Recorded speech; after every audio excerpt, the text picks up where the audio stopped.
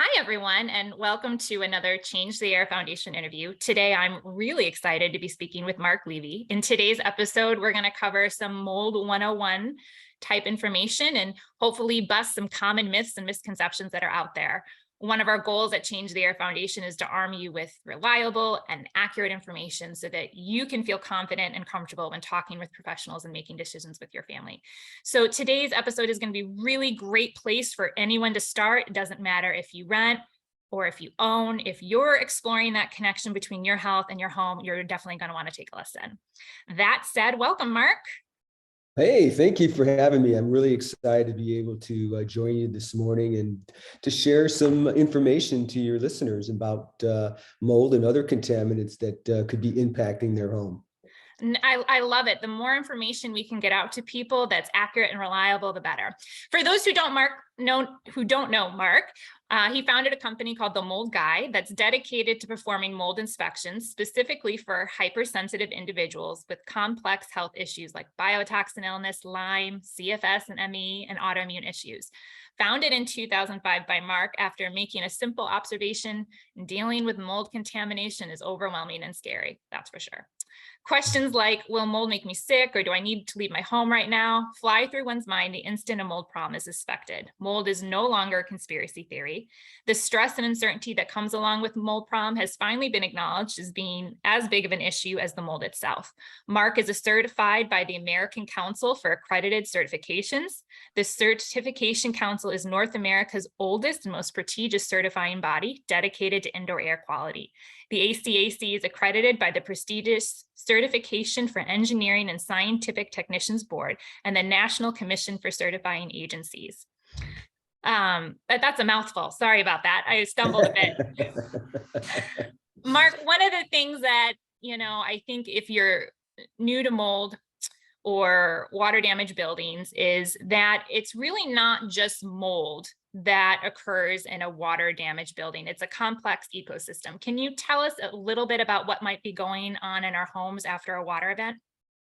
Yeah, so that's a great question because when you think about water, water is essential for every life on the planet. I mean, we would not have the existence of life if there wasn't water. So when you think about that, water creates life. And so when you have a water damaged building, what's happening right now is that this ecosystem is starting to be created. And it really begins with forms of like bacteria. Bacteria is really the true primary colonizer when there's a water event, and they grow very, very quickly. Then you have, for example, mold and certain molds that can grow within 24 to 48 hours.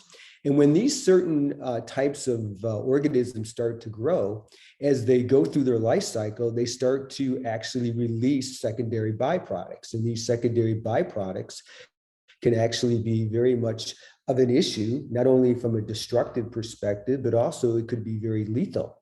And when you have water damage, it's not just really focused in terms of looking for bacteria or mold. There's other types of things that can actually come as well. For example, you have insects where I'm sure people have seen silverfish in the home. Oh, there's wow. Termites, which are actually really pulled in when there's moisture as well. Spiders, if you think about that. So all these little what I call creatures are really looking for moisture so that they can exactly exist within their environment. And so you also have even bigger types of things such as rodents that are there too. So all of these particular types of life forms that are created through this ecosystem are really going to create an environment that could actually be detrimental to people that are living there because of the fact that as they are growing, living, as I mentioned earlier, they could be extremely destructive in terms of what they release as they grow and as they are starting to proliferate throughout your home. And if you really focus on various types of organisms in terms of what we're here to talk about today, it's the bacteria as well as the molds that are there. And when you have water damage, there's certain types of molds that are there that can actually produce very potent mycotoxins. And a mycotoxin is an actual chemical that's released by certain types of mold species, thus the term toxic mold. And so you have these types of elements that are actually being produced. We call these secondary byproducts. The same thing with Bacteria can actually produce various types of biotoxins as well. There's different types of bacteria that's there. We can certainly talk a little bit more about that, but just to give you a quick overview, you have gram-negative bacteria, which can actually release an endotoxin, and that endotoxin could be very much disruptive to your upper respiratory system as well as your GI system. And then you have what we call actinomycetes, which are gram-positive type of bacteria, and they characteristically very similar to mold. They can actually sporulate, they can put off these musty odors, and they can actually produce biotoxins. And the immune response, very similar to that of mold exposure. So when you have a water damaged building, it's not just mold that you really have to really be concerned with. It's a whole ecosystem of different types of contaminants that have actually been developed in your home. And it's all about making sure that you take care of the water and make sure that you're doing things to really correct the water source and then clean up the issues that have been developed from that. Wow. Yeah. You sometimes hear about people, their first indication of a problem is like an increase in insects in maybe a basement or a certain part of the home. And then they start to uncover that there's water and a whole host of other things going on. That's really interesting. So you mentioned mycotoxins and toxic mold. One of the things that I see all the time is people ask this question, is all mold toxic? Can you talk to us a little bit about that? Yes. So when you really think about it, all molds in themselves are what I would consider to be allergenic. And to have mold in your home is not going to be something that you're going to want to deal with. In fact, mold is actually ubiquitous. It's everywhere. So at the end of the day, you're going to have a home that's going to have what I would consider to be a normal fungal ecology. Its microbiome is at a certain level that is going to be normal to the conditions of the home. But when it becomes an issue of where you have more types of growth in terms of molds and other types of bacteria that are there, then the home actually becomes imbalanced. And when that imbalance takes place, you start to actually have issues with certain types of molds that can produce what we call a mycotoxin. And I think that's when you talk about toxigenic molds, you're really talking about mold producing a chemical that is excreted over the colonies that's there. And as they go through their life cycle, they actually put into the air these spores. And I'm sure you've heard of the term spores, which are seeds that actually become airborne. They traverse through the air and they settle throughout. Likewise, you also have fragmentation that actually is coated with these mycotoxins, and they can actually become airborne as well, and they traverse through the air. So not all molds in themselves actually are going to be toxigenic. But what I tell people is that when you have a huge imbalance of certain types of molds, and keep in mind, molds in themselves, as I've mentioned, are known allergens. The higher degree of that imbalance, the more of an impact you're going to have on your indoor air quality. And people that have, for example, maybe certain people that have asthma or people that have upper respiratory issues, this could be really a major issue for them because they can create events that could actually be very much life-threatening.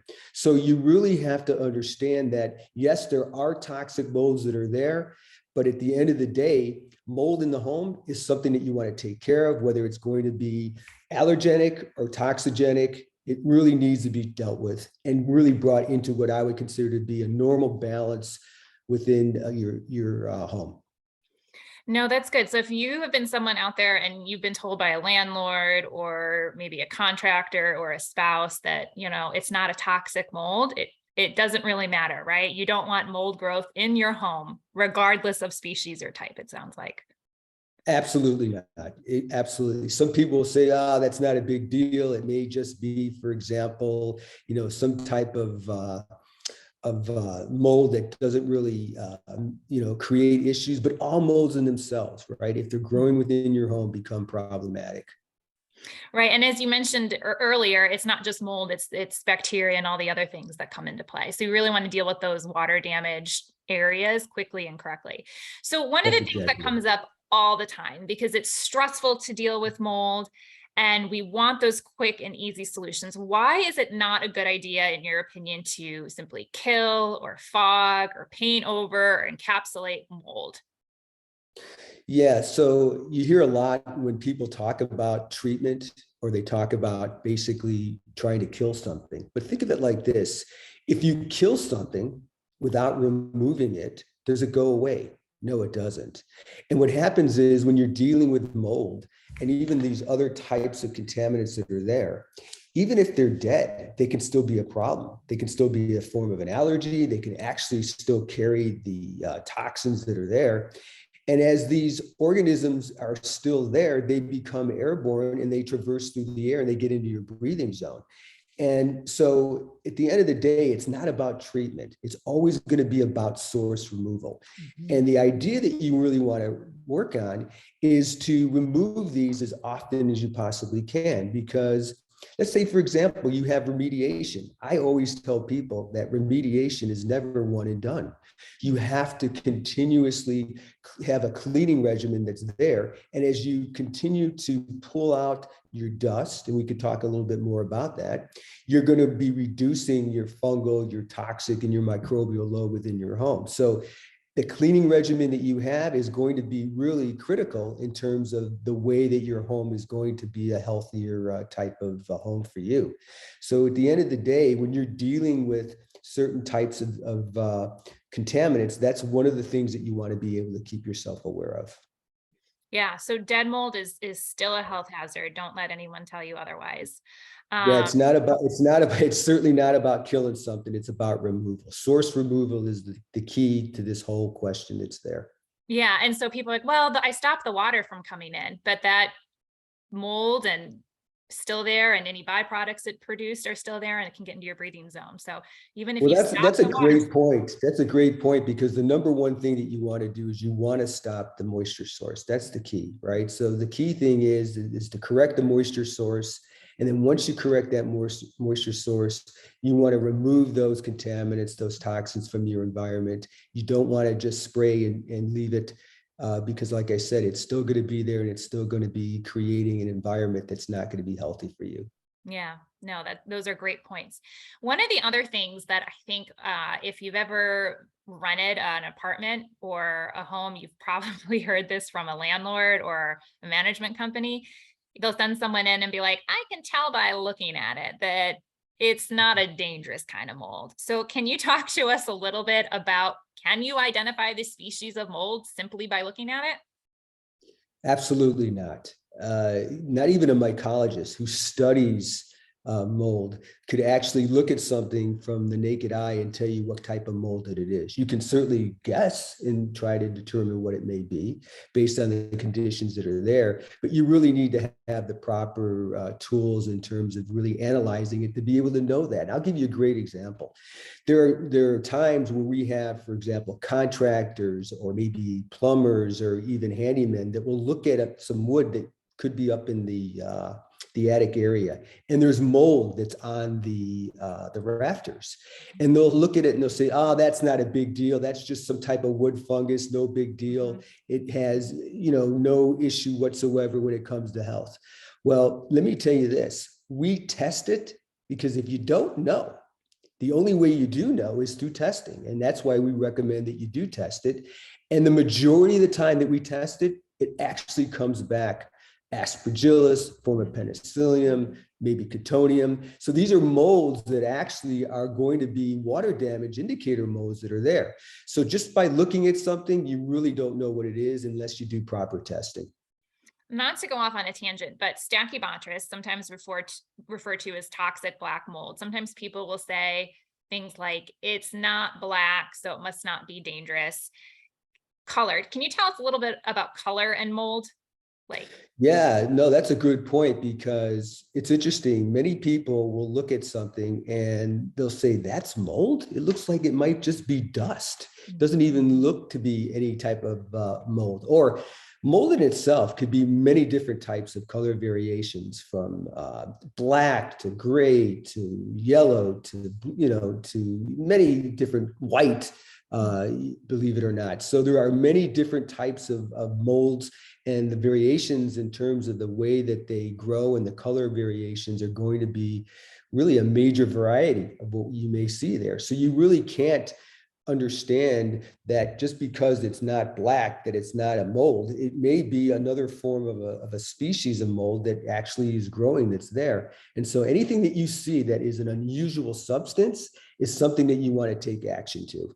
So test, don't guess is the bottom line there. Test, don't guess. Absolutely. Okay. And I have to ask, I know someone out there is going to be wondering, all right, it's mildew, not mold. Can you clarify for us just quickly, since we went down this path a little bit, like what's the difference? Is there a difference between mildew and mold? At the end of the day, mildew is mold. It's just a nicer way for people to kind of lighten the fact of mold. Mold sounds very threatening. It sounds like it's a health hazard type of thing, which it is, right? But when you say mildew, you lighten it and you make it seem like it's not really anything that to be really concerned with. But you should, because it's a form of mold, and it's something that is growing. And many people look at certain types of substance and they'll say, well, that's just mildew. Well, how do they know without doing proper testing? So you really need to understand that anything that you see that is unusual, that's growing, is a concern, because it shouldn't be growing there, and you need to take action. And if you're having health issues, I would tell you that it's really critically important that you take a real hard look at what's growing in your home and what type of molds and maybe species of molds that are there as well. Yeah. No, those are great reminders, and hopefully somebody out there is like, okay, that makes sense when they go and they talk with their contractor or plumber or apartment manager. Can you tell us about, I know you spend a lot of time inspecting homes, that's what you do. What role does testing play in an inspection, and how do you decide when and where to test? Yeah, that's a really good question. Before I get into that, I think the key thing that you really want to understand is, what is the history of the home? That's the most important thing that you really want to identify. And, it could be very difficult for certain people to know that, because there's homes that are out there that are over 100 years old, believe it or not. But even, homes that are 50, 60, 70 years old, you're not really going to have an understanding of the history. You'd hope that things are going to be disclosed to you. But at the end of the day, it's just too much time that's there. So there's a lot of history that's going on. And we can work with that. But the key thing is, if you know where certain types of water issues may be, for example, a breach in the building envelope, or certain pipe leaks, or any kind of groundwater intrusion that's coming in, these are going to be very, very helpful for us to be able to identify where certain areas of issues may be. And when I say certain areas of issues, I'm talking about where mold harbors and where mold is located. We call these source areas. So the whole key thing is for us to identify where these source areas happen to be. And we do that by, number one, asking really detailed questions about the history of the home and understanding where these certain events have occurred and where the migration of that water has actually made its way to. Once we do that, then we start actually on the outside of a property, because it's really important to protect the building envelope. So we look at the grading, the landscaping, the exterior walls, the windows, all the potential infiltration points. Then we'll come inside, and then what we do is that we have high-tech instrumentation. So we're going to be looking for the existence of moisture or a history of moisture. I call history footprints, like staining, paint peeling, buckling, separation of building material. Now, those are the areas that we are going to say are actually going to be red flags, because that's where the likelihood of these source areas where mold could be harboring. And that's where we want to validate. And that's where testing comes in. So really, the testing is just one piece of the entire process to help you identify where certain areas of mold could be harboring, and then validating it to determine what type of mold is there. And then once we do that, we want to make sure that people understand that when you're dealing with a mold problem, it's never just isolated to one area of your home. What happens is that a home is a living, breathing system. So through air movement, pressurization, it's going to carry these contaminants throughout the home. And as they traverse through the air, they settle throughout. So we also have other types of sampling methods that we use to help us identify the full impact of a home. So when you're dealing with a water damaged building, again, you want to isolate where these locations are, and then you want to look at the full impact. And then we, like I said, we utilize different types of progressive samples as well as dispersed sampling methodologies for us to determine what the full impact of that home may be. You know, you bring up such an important point, and something that I don't feel is unfortunately very common yet is people think, well, the mold is located in the basement or it's located in the bathroom, and they don't think about how that impacts the rest of their home. And so maybe they just deal with the one source area, but then they don't think about, you know, what got picked up because your HVAC kicks on and you have people walking by and things like that. So I love that kind of holistic approach. And as someone who's, you know, dealt with mold and mold related illness, like it's so important that you think about your home as, I think you said, a living system. Yeah, I mean, there's really no difference between what we should do for our home versus what we're doing for the human body. If you Right, go to a right. doctor, right, and you're going to a doctor, and a doctor is going to look at you from a holistic perspective, hopefully, if you're going to the right doctor, you're going to have someone that's going to ask the right questions about your history and about certain things that have been going on with you, and then really dive deep into other aspects of your entire body. And that's what you have to do with your home. So at the end of the day, it's really doing a really deep dive into the home, understanding where these things may be. And then really the testing part of it is the validation that's going to really help you understand what's there and what you're being exposed to. Yeah. You know, an example for anyone listening about that importance, just to reiterate, of the history of the home. I had a family member and she had a washer and dryer on the main level, and it had leaked, and she had someone come out and like, oh, it was only a little bit of water. But fast forward a couple of years and there were health problems. I was like, you have to look into mold. Long story short, she had several source areas, but one of the things I told her, I'm like, make sure you mention that you had that leaky washer. They ended up opening the wall in the basement that was below the washer, and the entire thing was filled with mold, Right. and it ended up being positive for chaetomium. And Mhm. that is something that I could see someone just overlooking. Oh, it wasn't that big of a deal, or they said it was only a little bit of water, but what was behind that wall and underneath the floor was largely hidden. um, That's right. Well, first of all, mostly the majority of the time mold is hidden. You're not going to see it. You're going to see certain things. For example, you may see water damage or a stain. You may see a little buckling here or there. And that in itself may be very superficial and may not even seem to be a problem, but it's what is going and lurking behind the building material that is a concern.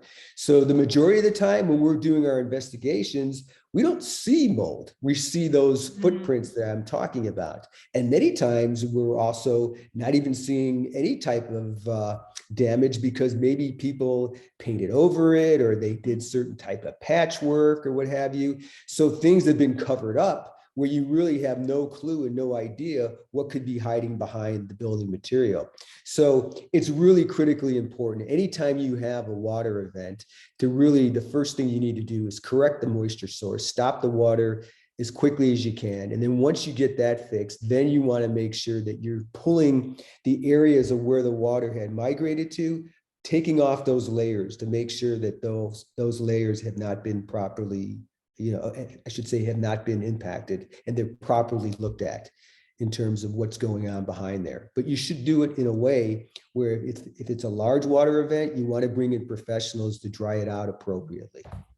Yeah, I mean, I think one of the challenging things, and it can be scary as a homeowner or a renter, what you see is often just the tip of the iceberg. Like you said, you know, just the smallest clue can reveal a much bigger issue. Now, I'll give a little teaser, Mark. You and I are going to be doing a really cool thing in the upcoming weeks. We're going to break down all the different testing methods, and I'm super excited for this. But today we're going to kind of keep it more general. One of the things that I want to know, when people hire an IEP or someone to come out and assess their home, they might run air sampling or swab or ERMI, but are there certain molds that you are looking for that might be red flags? Because sometimes people will get results back and they're told it's not really a dangerous mold, or it's not really problematic. Can you kind of help us understand a little bit more about what you're looking for when you run these tests? Absolutely. So as we talked about earlier, what's really important is understanding exactly where you're testing and why you're testing. So where we're testing is where the water damage happens to be. We want to validate that there's actual issues that are there. And typically what we're looking for are what we call indicator molds for water damage. And these could be, for example, aspergillus, penicillium, eucladium, you mentioned Cotoneum, Stachybotrys, Fusarium. These are what I would consider to be indicator molds for water damage. And there's certain molds, as far as these are concerned, that have species that actually have the ability to produce these mycotoxins, which are the chemicals that we talked about earlier that would be classified as what we call a toxic mold. So we're looking for those indicator molds. I'm also, when I'm dealing with air samples, I'm looking for concentration levels as well. And so when we're looking at, for example, air samples, the way that they do it is that they do outdoor baselines and they compare those to indoor counts. Now, what happens many times is that, let's say, for example, you see Aspergillus penicillium, and the reason why they go ahead and they pair them together is because when they're dealing with those in the lab, they can only really see at the genera level, meaning at a high level. It's not speciating what's there. So they have to group those together at a high level. So when you're doing these, what we call spore traps, these air samples are spore traps, they're collecting the air outside, pulling that air in, and there's a little slide on that little cassette inside there that traps the particles, and then it counts the different types of spores that are there. So when they see that, they're going to see either Aspergillus penicillium, but they don't know what kind of species it is. And then inside, we may, for example, have Aspergillus penicillium. We see this quite a bit. And there may be, for example, 1,500 types of concentration levels of Aspergillus penicillium on the outside, and maybe 1,500 of Aspergillus penicillium on the inside. People will look at that and say, well, you know what? It's the same as the outdoors. It's not an issue. My point is that when you're dealing with Aspergillus, when you're dealing with penicillium, you have many different types of species. In fact, there's over 180 species of Aspergillus and over 350 species of penicillium. Wow. How do you know that those types of Aspergillus that you're picking up on the outdoors happens to be the same that you're dealing with on the indoors? So that's one of the things that you want to keep in mind. We utilize other sampling methods. We can certainly talk about this now when it comes to really trying to differentiate between the different types of molds that are there. For example, ERMI is something that many people are very much aware of. And ERMI is actually, it's a DNA sequencing. It's the most sensitive form for detection and identification of the different types of molds and species of molds that are there. As we talked about before, all molds in themselves are known allergens. Certain molds could be pathogenic, others could actually be toxigenic. They can produce that mycotoxin. So I really think that utilizing the ERMI, which is what we call MS-qPCR, which is a DNA sequencing, is really something that everybody should do within their home so that they can actually understand the mold burden and what is circulating throughout their home. And ideally, it gives you 36 different molds that are broken up into two groups. Group one being water damage molds in their species, group two being more of the common molds. So now what I'm able to do, and what we like to make sure people do, is cast a wide net. You're doing air samples, well, then you want to collect, and this is what you do with your ERMI, you collect the dust, because the dust is actually harboring all the different types of spores and contaminants that are there. You can now look at what's in your air samples and what's in the settlement, and you can see the different types of Aspergillus species and Penicillium species that are there. And then you can really make a determination of what's really coming in terms of outdoors versus where the source may be indoors. So that's one of the ways that we use the combination of the types of sampling that we do when it comes to really trying to analyze and look at these lab reports. Yeah, because certain kinds of mold, I know like Stachybotrys or Chaetomium require a fair amount of moisture to grow. But then there are other molds, much to our dismay, that can grow from just high humidity. And I think that's where some people sometimes think, well, I didn't have a massive water event. And we have to start thinking about what we define as water events a little differently, I think. You're absolutely right. Moisture could be a liquid moisture, or it could be vapor moisture that's in the air, right? And so you can actually have mold grow in high relative humidity, as you mentioned. And typically I see, anything that's 65% or higher, there's going to be a likelihood that you're going to have mold growth. 70% or higher, I see it all the time. You're going to see mold growth, especially in closets or in cabinets and confined spaces. When you have higher relative humidity in your home, you're going to find that there's going to be some mold that's going to grow there. So that is so true. And it's something that people need to be aware of. Water actually can condense too. So when you have hot, cold surfaces, now you have the means of where you have condensation that starts to develop. And you see this quite a bit on windows. And these windowsills actually start to create a film along the tracks, and you'll start to see that mold is growing. When you see something like that, that's an indication that there's a problem within the home. Many times it may be coming from your ventilation system, or there could be something that's localized in that area that's creating the spores that are there that are now settling on the windows. And now it becomes a secondary source in terms of issues that are there. It's interesting. I remember when everything first shut down for COVID, that they were turning off the HVAC systems for buildings, right? People weren't there. They're trying to save money, trying to save energy. And I know the schools, when I used to be a teacher, taught at, they would do that. 4 o'clock, the students would leave, they turn it off on the weekend. And what would happen is you would get mold growth over these longer breaks because there's no air conditioning that's helping with dehumidification. And I remember 6 months into the pandemic, they shared a mall and they had turned off the HVAC, and, tens of thousands of dollars in damage. And there's mold growing on these purses and things throughout because there was no dehumidification or climate control. So, humidity, we could spend a lot of time probably talking about humidity. No, that's a great point. I mean, at the end of the day, that's one of the ways that you can regulate your relative humidity is through your HVAC system. And so that's one of the things that I'd recommend for people that live close to the ocean, or they live in areas where there's high relative humidity. You really want to be able to have something that's going to help you regulate your relative humidity. And that would be one of the ways that you can do it. You can talk to an HVAC contractor. They have different types of things that they can assist with you in terms of inputting dehumidification devices within the system to help with that. But yeah, that's a great point. For anyone listening, you can pick up on, Amazon for like $11 a pretty decent hygrometer. I mean, it's not too far off from probably what the professionals use, but just to give you an idea, and check different rooms in your home and your basement and your closets and see what's going on. Could be an easy way just to give you an early indication of humidity levels. Yeah, Sorry. your ideal range when it comes to relative humidity is going to be anywhere between 30 to 50%. That's where you really want to kind of target that zone, right? And so that would be something, if your listeners really want to understand, where do I kind of try to gauge that towards, that would be the range that I would suggest that they look at. Perfect. I love that.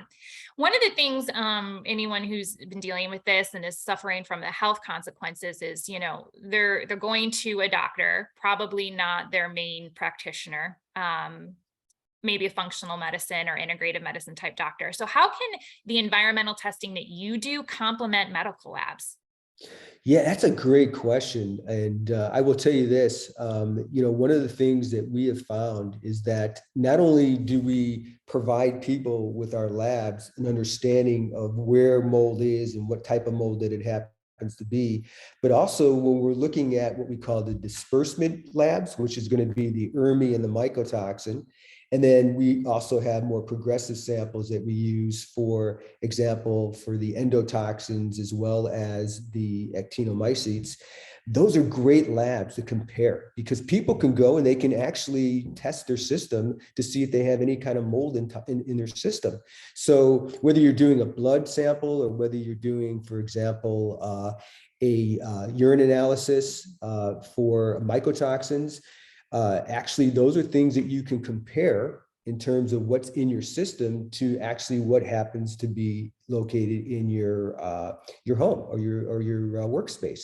So these are things that people can use to actually try to correlate if there is some type of relationship between the way that you're finding certain contaminants and toxins in your body. Is it really coming from my home? And that's one of the things that I tell people that they should do. Now, we're not medical doctors, and that's not something that we do. However, what we do tell people is at the end of the day, we provide data. And it's not just data that can help you identify what's going on in your home, but it's great optics that you can use to sit down and compare what you're doing from your clinicals to what's really going on within your home and what you're being exposed to. Mm-hmm. Mm-hmm. Yeah, those are great points, because it really ends up being this relationship. You, your IEP, your doctor, your mold remediator. There can be a lot of people involved in this journey to, healthier living. Well, that's such a great point, because when you're actually having health issues and you're trying to get yourself to a better life in terms of a healthier position, it really is all about the people that you put around you, right? And so it's so critically important to have a good IEP, to have a good remediation contractor, have a good contractor that's going to be doing the rebuild and doing it in a proper perspective, and then having doctors that you can rely on that can help you from the standpoint of what you need to do clinically. So this is your team, and you have to be a self-advocate, right? You're the one that has to be the leader and the coach in terms of really putting the right players around you to get you to a point of where you want to be. Yeah, I say it all the time. No one will care about your health and your home as much as you will. So ask questions, be persistent. Don't be intimidated that somebody's like, I've been doing this for 20 years, that mold can't hurt you. You arm yourself with the information so that you can feel confident. So one of the things that comes up all the time is my attic, my crawl space. They're not my living space, or people will say that. Do they impact my home? It's out of sight, out of mind. Do we need to worry about it? Yeah, that's a great question. I hear that all the time. I don't spend that much time in my attic. If anything, I don't even know if I've even been in my attic, is some of the responses that I've had. And then also, I don't spend a whole lot of time in my basement. Certainly, I don't spend any time in my crawl space, if you have a crawl space. But at the end of the day, we talked about this earlier, a home is a living, breathing system. So through air movement, pressurization, you're going to have whatever going on in the basement or actually in your crawl space is going to make its way through normal air convection, which what we call the stack effect, through gaps, cracks, crevices within your home. Also, what happens is that many times people actually have in their basement, although we're in California, so we don't have that many California basements, we have few, but believe it or not, people put their HVAC system in the crawl space. And we see this quite often. And so what happens is that these are systems that are really the lungs of your home. So it's a pull-push system. So it's pulling from the area that it's in, and you're going to have infiltration. You're going to have the contaminants that are in the surrounding area of where it's being housed that's going to get into the system, and it's going to be distributed throughout your home. So it's really very critically important to make sure that if you have a basement or if you have a crawl space, that you're actually making sure that the foundation and the area around you in terms of the grading is really set in a way where it's not having water making its way and migrating into the sub area of your home. The other thing is that when you have a problem in the crawl space or a problem in the basement, you're going to have a problem in the attic. The attic, actually, everything is going to be pushed up through, as we talked about, that normal air convection. As heat rises, it's pulling these contaminants all the way up to the highest level within your home. And when that happens, you now have an area where mold could actually start to grow and proliferate.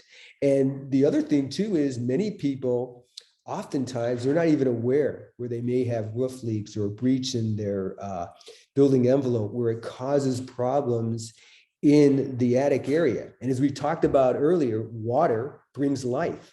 And what we see quite often when we go up into these attic areas is that not only is there mold and bacteria, but there's a lot of rodents, a lot of insects that are there. So all these types of contaminants and pests that are there actually create a problem.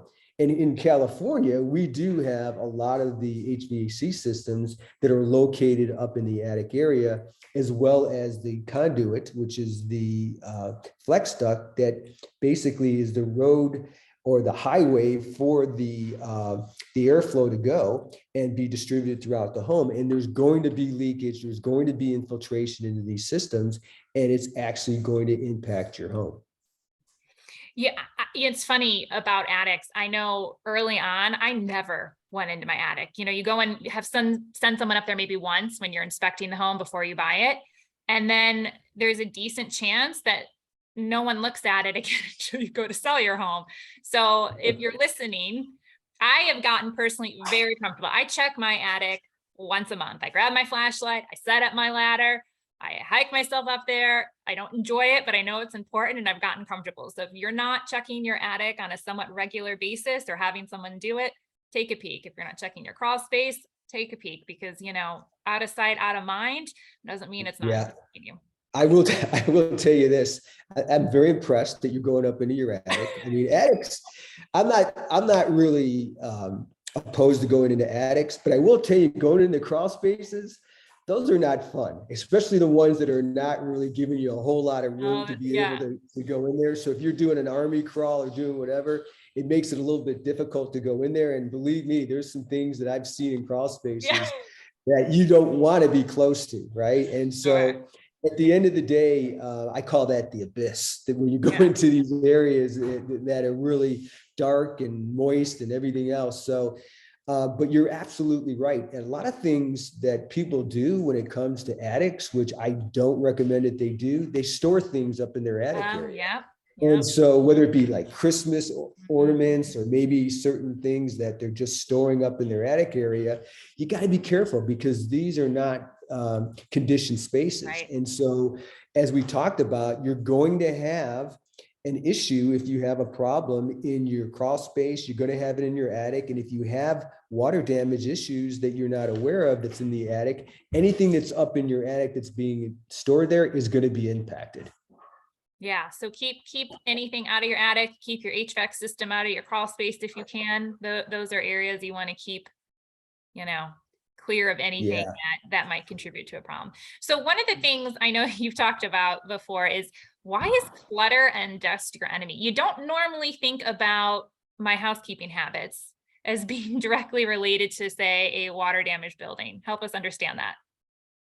Well, think about it. A cluttered home, really, how can you clean a cluttered home? You really can't clean a home that's cluttered really effectively. So what happens is that dust is able to form around it. It's able to actually go ahead and accumulate, and dust, and we'll talk a little bit about that, becomes the enemy. So at the end of the day, you really not only can't clean properly, but you can't see what's going on when there's clutter as well. So if you have cluttered cabinets that are underneath sinks, and you have clutter that's in the closet area, or you have clutter throughout your home, and you can't really see what's going on beyond the walls, there's a likelihood that you may have mold growing on walls that you can't even see. And you have the dust that's there that's accumulating over time. Now, dust is the enemy. Dust actually is really where all the contaminants harbor, from the spores to the fragmentation and these toxins. And so it's really the dust that you want to extract from your home, because when you look at a mold problem, there's actually two sources of mold. There's the physical growth of the mold itself. Remember, sometimes you see it, but most of the time you don't. And then you have the secondary byproducts, the spores, as we talked about, the fragmentation, these toxins that become airborne, they traverse through the air and they settle throughout into what we call dust reservoirs. So the key thing is that knowing that the dust is harboring these contaminants, as well as other types of contaminants that are there, you really need to realize that the dust is dangerous. It could actually be of a major health consequence. So the goal is to extract and remove that dust as often as you possibly can. And when you have clutter and you have all this contents that are all over your home, it's very difficult for you to have a clean home. A quick side note, are there any preferred ways that, like, for weekly cleaning in your own home, what kind of tools are you using? What helps you maintain that dust-free home? Well, number one, clutter. I really try to live a life of being a minimalist, and I really like to have things in my home that are really these are necessities for me, right? But I don't like to clutter my house. I'm kind of a neat freak when it comes to that. And so, number one, it's really making sure that I have a clutter-free home because of what we just talked about. The other thing too is that every week we have somebody come in and we have a cleaning team that cleans our home. And so it's all about the extraction of that dust. And we know that the more that we remove that dust, the more we're able reducing the fungal, the toxic, and the microbial load within the home. So that's one of the things that we do. Now, Betsy, as you know, who happens to be my significant other, she's actually a mold survivor. And because of that, we have to live a life of really being focused on having a home that's going to be clean. And so that's one of the steps that we take. People that have hypersensitivity issues or people that have underlying health issues, they may want to do a deeper clean, certain times throughout the year, depending upon your sensitivity level. It could be quarterly, it could be semi-annually, or maybe once a year, you bring in a professional team that does a really good, solid, deep clean.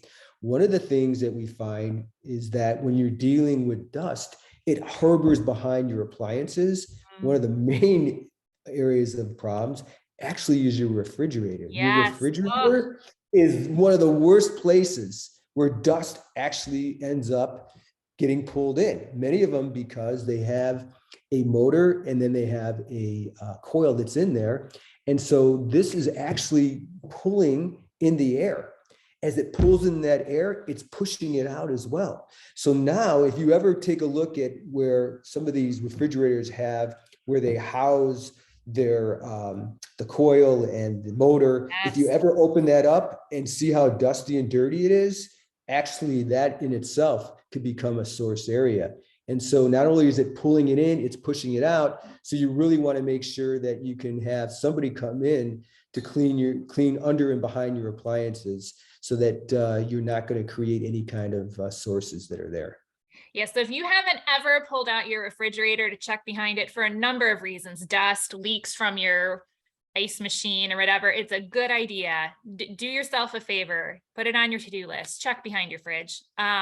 We're going to talk we're going to talk more at some point as a foundation about, good HEPA vacuums and microfiber and cleaning costs, because that's a whole nother conversation.